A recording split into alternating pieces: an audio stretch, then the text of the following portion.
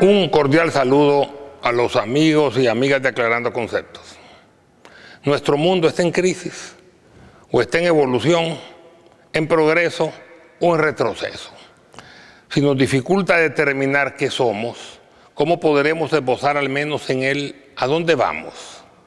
Las incertidumbres y el azar se multiplican en todas partes. Hay crisis de valores, ruptura de regulaciones, problemas económicos, profundización de los antagonismos, polarización de las posiciones, etcétera, etcétera. Y la magnitud del problema nos indica claramente que estos no son focalizados, sino que tienen dimensión mundial. Nuestra civilización ha producido nuevas formas de destrucción y muerte, pero no por ello ha reducido las formas tradicionales, sino que las ha avivado y asociado con ellas. Es la crisis del mundo que no es capaz de ser un solo mundo. Somos una sola humanidad, pero seguimos dividiendo e incluso atomizando cada día más nuestro planeta, que no es más que un punto pequeñísimo en la dimensión del espacio, que se subdivide a su vez en porciones cada vez más pequeñas y que nosotros las consideramos grandes debido a nuestra propia pequeñez. No sabemos si hemos entrado al nacimiento o a la muerte de la humanidad. Tenemos así que estar preparados a esperar o a desesperarse. Por una parte, la humanidad puede fácilmente autodestruirse, pero también puede material y técnicamente mejorarse y autoorganizarse. La esperanza es la última virtud que desaparece. Incluso cuando muere, nace de nuevo. En nuestro mundo tan complejo y en un proceso de renovación constante, el ser humano no puede ser juguete de tantas incertidumbres y de tantos conocimientos. Tenemos que desarrollar todo aquello que haga prevalecer nuestra grandeza. Como el mismo Fausto de Goethe lo decía, hay que aspirar siempre a la más alta existencia. Hace 20 siglos Cristo proclamó la igualdad ontológica entre todos los seres humanos. El Corán también reconoce que todos los seres humanos somos iguales ante Dios y que no existe la supremacía racial. Sin embargo, en la práctica es en el Islam donde la discriminación racial ha sido totalmente anulada, lo cual, al decir de Arnold Toynbee, famoso historiador británico, este es uno de los logros más notables del Islam. Y en el mundo contemporáneo existe una necesidad imperante de propagar esta virtud islámica. Es cierto que todavía existe racismo. Ese mito de las razas superiores donde fácilmente se establece una distinción preconcebida entre dominantes y dominados, conquistadores y esclavos, amos y sirvientes, y lo que es peor, en una dicotomía basada en la raza y olvidándose que buenos, regulares y malos, y también inteligentes, normales y tontos hay en todas las razas y en todos los estratos. El racista que se cree superior es un tonto. Peor aún si pondera una raza superior a la cual él crea pertenecer, aunque no pertenezca a ella. Jasper, en su estudio sobre la libertad, decía que no pretendamos tener la verdad absoluta porque entonces destruiríamos la libertad humana. Pero también debemos recordar que el miedo y la angustia no son buenas actitudes. Grave es la ciega obediencia de los débiles que engendra tiranías diversas y que diviniza a los hombres, a las razas, a las escuelas científicas, a la técnica y a la materia. Si creemos en Dios, ya no es posible endiosar a los hombres, a las razas o a los países. No debemos sentirnos superiores, pero tampoco considerarnos inferiores, ni tampoco ver inferiores a los demás. Debemos también recordar que un marcado instinto de superioridad se fundamenta muchas veces en un complejo de inferioridad, no siempre evidente. Es necesario que los seres humanos transformemos nuestros pecados en virtudes. Sin embargo, en términos generales, no tenemos conciencia solidaria y muchas veces tratamos de apagarle la luz al contrario para brillar más nosotros. En las noches sin luna, hasta una lucierna aparece un sol en miniatura. Nuestra carrera no es de ganar por contraste, sino en la de sumar esfuerzos, como en una carrera de relevos. En los países subdesarrollados abundan los nacionales de mente colonial inclinados en la más vil servidumbre ante el extranjero poderoso. Se sienten colonia, añorando el pasado o incluso anexados a una potencia dominante de las cuales fueron súbditos o al menos sometidos. Y hoy, aunque no lo sean, siguen siendo estafados por la explotación injusta de los recursos y los cada día peores términos de intercambio, en un deseo histórico permanente mantenido a través de la historia y en los tiempos presentes. Otros, sin embargo, desean una total desvinculación y desean hacerlo a través de métodos violentos, aunque al final solo se consigue un caos total. No es correcto. Ni la xenofobia, ni el chauvinismo, sintiendo que solo lo nuestro vale, pero tampoco ni el servilismo ni el malinchismo le entrega servil a gobiernos extranjeros. Somos todos seres humanos, aunque de diferentes extracciones raciales, totalmente mezclados como lo son todas las razas del mundo, orgullosos de nuestra sangre y reconociendo que las razas que conforman nuestro mestizaje son a su vez participantes con su propio mestizaje. Renan decía que la nacionalidad, la patria, nace de haber hecho en el pasado grandes cosas juntos, pero sobre todo el deseo de quererlas hacer nuevamente en el porvenir. Esto es historia y destino. Debemos también recordar que ninguna inquisición puede encadenar el pensamiento ni el vocablo y que el miedo excesivo disfrazado de prudencia es letra muerta. No tenemos que permanecer callados, pero tenemos que erradicar la violencia que es el germen del caos y la destrucción. Tenemos que aprender a vivir en paz, exigiendo que a la par se encuentre la justicia, ya que son o deberían ser inseparables. Libertad de expresión, convivencia, respeto y conocimiento, moral, paz, amor y justicia son buenos puntos de partida para una hermandad universal. El ser humano necesita los conocimientos que le dan una visión general del mundo, la facultad de comprender el medio en el que vive, la ciencia y la técnica que lo hacen desarrollarse y gozar de los adelantos y las ventajas del progreso, pero también necesita una moral, una visión de futuro, una conciencia ecológica y una espiritualidad manifiesta. Si bien es cierto que el pan se necesita, esto es lo material, el mensaje bíblico se complementa con no solo de pan vive el hombre, tienen asimismo que mantener una realidad presente, la razón de ser, una visión de futuro y una tradición. Tenemos que ser guardianes de la tradición, pero al mismo tiempo instrumentos de renovación. No podemos ser un simple reflejo de las cosas muertas, ni un ser autómata y por consiguiente sin vida repitiendo lo que otros nos imponen.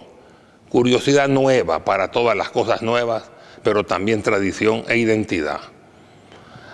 La inteligencia no consiste en aplaudir lo nuevo por nuevo. Es necesario ser seres humanos nuevos de los nuevos tiempos, pero sin perder la estabilidad moral, el equilibrio con la naturaleza y las raíces de los valores tradicionales.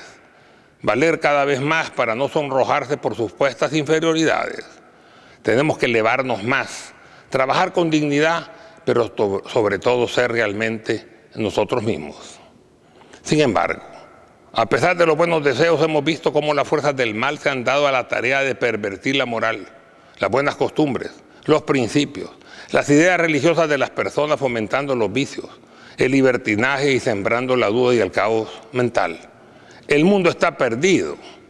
A dichas fuerzas tenebrosas se le unen no solo los conspiradores, sino también los tontos útiles, los mercaderes del dinero y del poder, los indolentes que no mueven un dedo ni articulan palabra alguna para protestar, los engañados, los que no les gusta pensar y les agrada aceptar sin ningún análisis personal lo que otros dicen, más aún si esto es repetitivo, los dóciles, los de débil e inapropiada fe, los incumplidores de sus obligaciones que actúan con dejadez, los cómodos, los eternos borregos, los que les gusta navegar con la corriente, los de fácil convencimiento, los estafados, que muchas veces son estafadores en potencia que van por lana y vuelven trasquilados, los falsarios y últimamente algunos escritores y literatos influidos hábilmente por una campaña de desinformación mantenida permanentemente en los medios internacionales de mayor difusión. Unos tan solos están confundidos, otros son parte del movimiento desinformador. A esto se les une el paradigma de la libertad de expresión, la cual es pisoteada cuando las grandes mayorías reclaman sus derechos o cuando los débiles protestan, como en el caso de minorías inmigrantes o desplazados o refugiados o marginados o países del tercer, cuarto, quinto mundo. Los débiles y marginados son pisoteados, aunque luego se presentan que son incumplidores de la democracia. La fórmula es fácil. Si dispones de dinero y del poder, incluido el poder mediático, habla, repite y miente y vuelve a hacerlo y repítelo continuamente. Preferiblemente, en lugar de mentir, utiliza las medias verdades. Esto es más demoledor. Utiliza pseudolíderes e idealiza a los que sean motivo de inspiración en los jóvenes.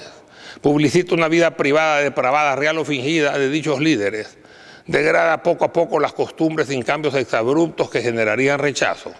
Poco a poco, la mayoría fácilmente cambia y ni siquiera se da cuenta del proceso.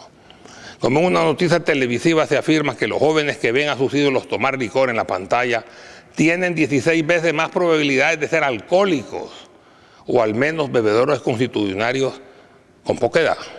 O sea que la motivación personal puede ser dirigida y los vicios de desviaciones pueden ser enseñados y peor aún potencializados. Y esto es real para individuos, aunque también para sociedades en su conjunto o incluso para países completos. Encuentra grandes mentes dispuestas a avalar los cambios en señal de modernidad y progreso y ataca los valores morales de la sociedad y degrada sus religiosos, sus costumbres, sus tradiciones. Pone duda a las convicciones de los creyentes con declaraciones sueltas o bien complicadas a través de obras literarias. Y llévalas rápidamente al cine y a la TV, que son medios de comunicación masiva, basado en el principio general, que la gente, especialmente la del tercero, cuarto y quinto mundo, o no pueden leer, o leen despacio, o no les gusta leer demasiado. Pero todos pueden oír y ver y además les gusta. Desprestigia a los líderes religiosos y señala negativamente a las religiones, especialmente aquellas que más se oponen al modernismo y al libertinaje. Exagera y potencializa sus errores, que siempre los hay, publicita lo malo de algunos exponentes y disminuye las buenas acciones de la gran mayoría.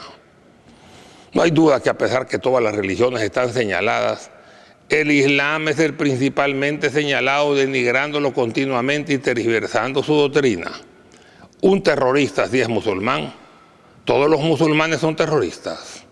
En este 2011 ha habido un aumento de matanzas indiscriminadas, asesinos en serie, canibalismo extremo, con cadáveres e incluso con seres vivos, incestos, cautiverio, sexualidad obligada incluso con las hijas de los monstruos y una serie escandalosa de crímenes y horror de continuidad o novedades diversas. Hasta ahora nadie ha sido musulmán. Si hubiera sido, fuera permanente y exageradamente manifestado. Si un musulmán comete un delito, es noticia de primera plana y a la par del asesino va el agregado musulmán. Pero se ha preguntado la religión de todos los asesinos y criminales en nuestras cárceles. Todos son abrumadoramente cristianos y nadie lo menciona. Se ha preguntado la religión de los criminales perversos, cualitativamente malos y cuantitativamente en aumento. Hay muchos con un total desconocimiento del Islam y potencializando hechos de sociedades con costumbres tribales históricas no islámicas, afirman que nuestro libro sagrado, el Corán, prescribe el sometimiento de la mujer, cuando fueron los primeros textos en la historia de la humanidad en reconocer el derecho de la mujer a disponer de herencia personal y tener bienes a su nombre, el derecho a su protección y amor, a no engañarlas, a respetarlas y a darles todo lo necesario para su sustento. El hombre tiene que proveer, mantener, proteger, querer, satisfacer y respetar a su mujer para después exigirle. Y además manifiestan que prescribe perseguir a los infieles cuando en realidad es todo lo contrario. La base teológica del Corán así lo atestigua. Sura 2, el Báqara, versículo 256. No debe existir obligación ni coacción en la religión. El Islam ordena que aún teniendo el poder en las manos no puede obligarse a nadie a cambiar de religión, como puede verse. Como España, Portugal, todas las islas del Mediterráneo, el sur de Francia, entre otros, por cientos de años en poder del Islam, se conservaron cristianos. Los que se convirtieron voluntariamente al Islam o los descendientes de musulmanes, al revés, luego fueron expulsados a la fuerza o bien convertidos forzosamente al cristianismo.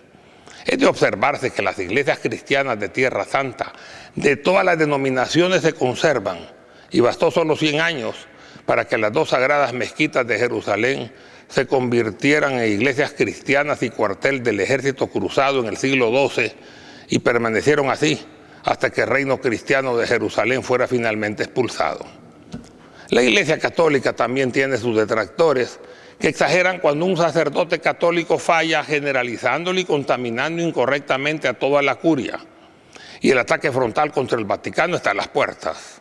Muchos pueden hablar de faltas históricas, siempre las hay, y a veces muy grandes, pero ¿son acaso los acusadores libres de culpa? ¿Acaso serán mejores?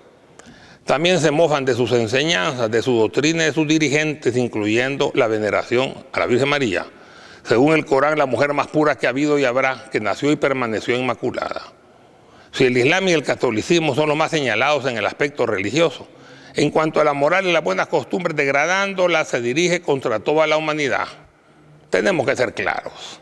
La humanidad se ha debatido siempre entre la unidad de la especie humana que proviene del instinto de conservación, que logra la unión y la tendencia a socializar y formar colectividades, y por el otro lado, el instinto de destrucción y competencia donde priva la ley del más fuerte y del más apto, lo que se deriva en el caos, la destrucción, la guerra y la conquista. Esta ha sido la tónica desde el inicio de la humanidad, no solo en su historia, sino también en su prehistoria.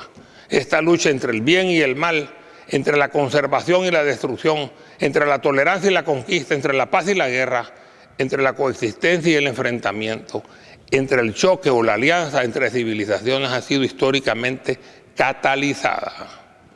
Ahora se fomenta la confrontación permanente entre bloques y un alto grado de violencia y delincuencia en el seno de las sociedades. La guerra, como máximo exponente de la violencia humana, se emite y se transmite también con nuevas formas de violencia social, crímenes, asesinatos, violaciones, extorsiones, secuestros, robos, etcétera, pero también injusticia, corrupción, mentiras, impunidad, discriminación en todo el mundo, etcétera. La lucha frontal es siempre una amenaza y a veces parece que se ha vestido una gran conflagración con decenas de miles de muertos, a pesar que se suponía evitarlas y restaurar la democracia. ¿Cuándo la humanidad gozará de ella? El problema se complica no porque los malos sean más, sino que porque los buenos tienen miedo. Aún así, estamos, o al menos estaremos preparados para defendernos. Muchas gracias.